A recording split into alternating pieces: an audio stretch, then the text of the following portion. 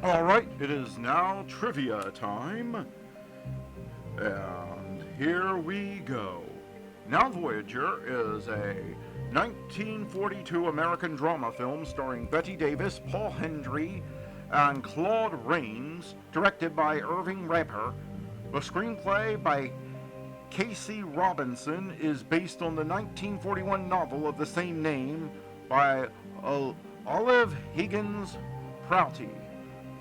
Prouty borrowed her title from the Walt Whitman poem The Untold Want, which reads in its entirety, The untold want by life and land ne'er granted. Now Voyager, sail thou forth to seek and find.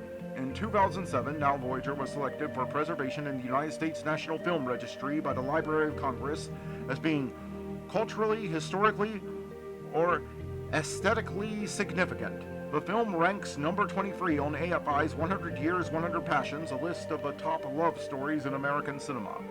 Film critic Stephen J. Schneider suggests the film continues to be remembered not only for its star power, but also the emotional crescendos engendered in the storyline. Filming ran from April 7th, 1942 to June 23rd of the same year as producer Hal B. Wallace made Now Voyager his first independent production at Warner Brothers under a new agreement with the studio.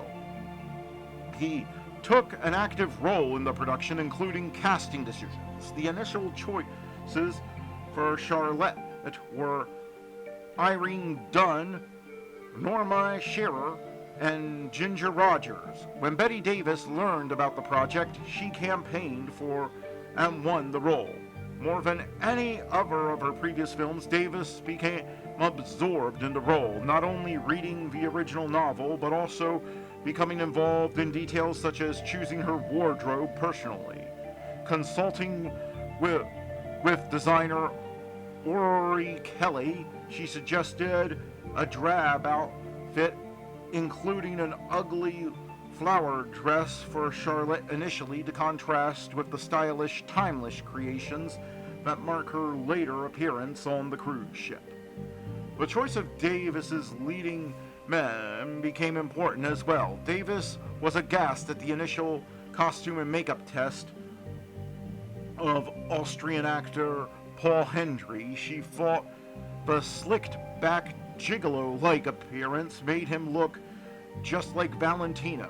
Hendry was similarly uncomfortable with the brilliantine image, and when Davis insisted on another screen test with a more natural hairstyle, he was finally accepted as the choice for her screen lover.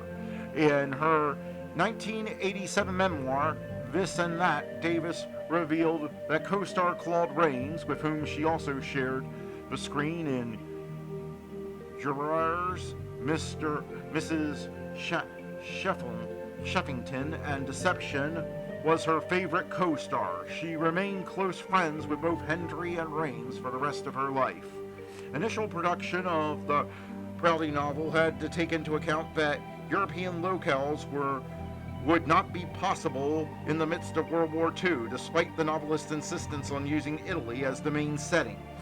Prouty's quirky demands for vibrant colors and flashbacks shot in black and white with subtitles were similarly disregarded.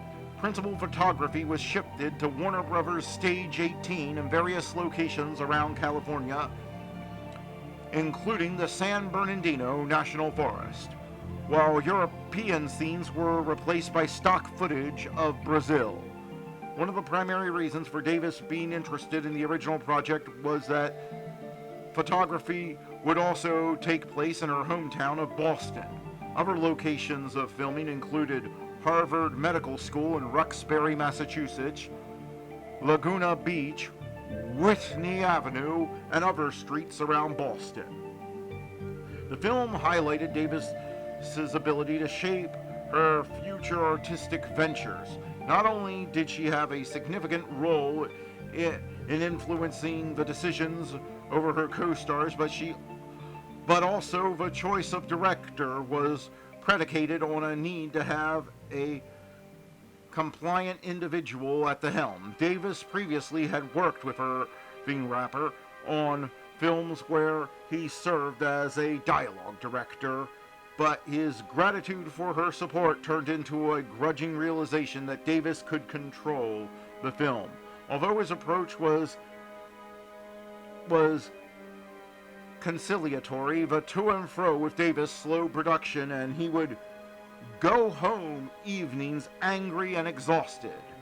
The dailies, however, showed a surprisingly effective Davis at the top of her form. For years, Davis and co-star Paul Hendry claimed the moment in which Jerry puts 2 cigarettes in his mouth, lights both, then passes one to Charlotte was developed by them during rehearsals, inspired by a habit Hendry shared with his wife. But drafts of Casey Robinson's script on file at the University of Southern California indicate it was included by the screenwriter in the original script. The scene remained an indelible trademark that Davis would later exploit as hers. The scene has a similar precedent 10 years earlier between Davis and George Brent in The Rich Are Always With Us. According to Warner Brothers records, the film earned $2,130,000 domestically and $2,047,000 foreign upon its initial release.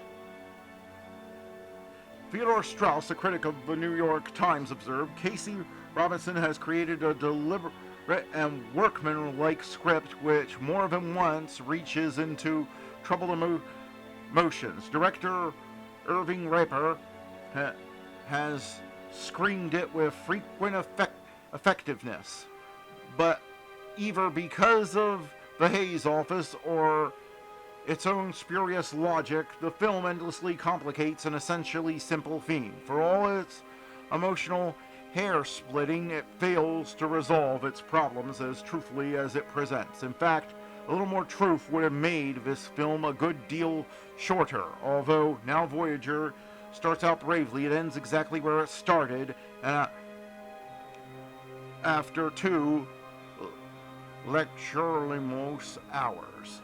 David Lander of The New Yorker offered a similar opinion, writing that for most of the film, Davis just plods along with the plot, which is longish and a little out of proportion to its intellectual content. Variety, however, wrote a more positive review, calling it the kind of drama that maintains Warner Brothers' pattern for box office success. Hal Wallace hasn't spared the purse strings on this production.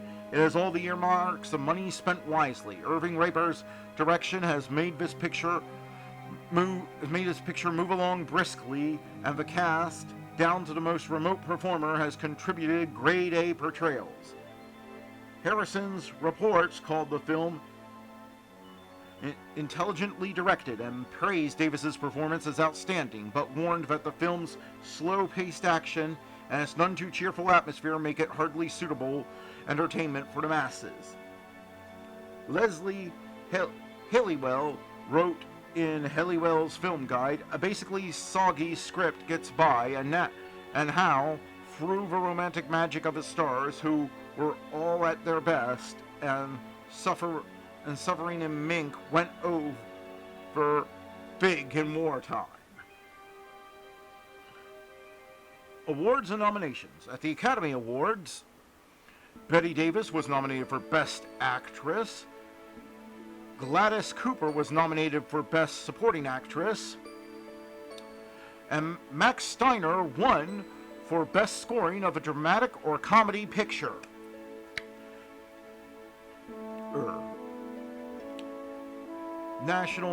The National Film Preservation Board inducted the film into the National Film Registry in 2007.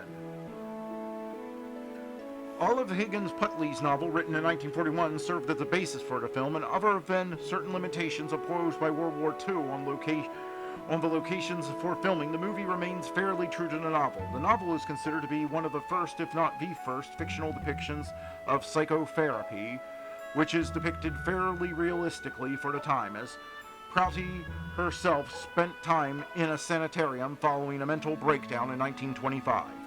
This was caused by the death of one of her daughters and proved to be a defining period in her professional life as a writer, as the experience she gained from the episode helped her write not only Now Voyager, but also her 1927 novel, Conflict, both of which have similar themes of recovery following a breakdown. Prutley also used this experience to help others in her life who were experiencing mental health issues, including her close friend Sylvia Plath, who was supported both financially and emotionally by Prutley following a suicide attempt in 1953. The novel is the third in a pentalogy centering on the fictional Vale family, and by far the most popular. The other titles are The White Fawn, 1931, Lisa Vale, 1938, Homeport, 1947, Amphibia, 1951. The other novels in the series do not feature mental health as centrally as Now Voyager, but themes and certain elements appear throughout. Many characters appear in multiple novels. And that was trivia time, and now let's get back to the shows.